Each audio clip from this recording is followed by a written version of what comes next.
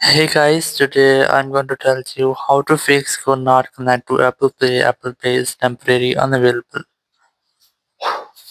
If you are trying to add your card in Apple Pay but you are having this type issue that you cannot connect to Apple Pay, so let's see how can you fix the issue. So basically it will happen when you have a poor network connection or there will be any issue with your network settings or your network. So you must have to fix your network issues and then retry.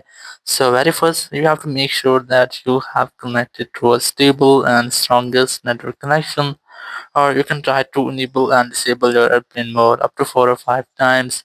It will make a quick refresh with your network settings, and after doing that you just have to go back and open your settings app from here.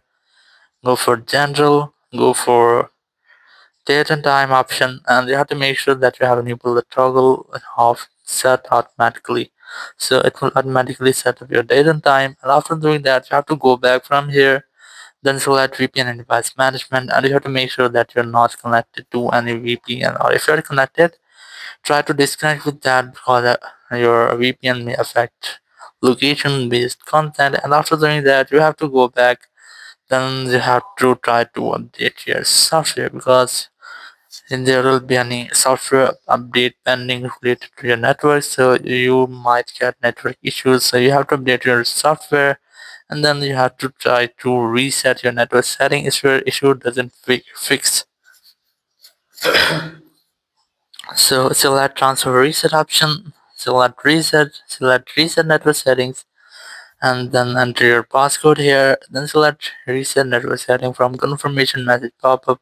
Once you have selected, all of your network setting will be resetted. It will not delete your data, so you can easily try this. And after doing that you have to open your app store and then tap on your profile in the top right corner, then select your account or tap on your Apple ID from here.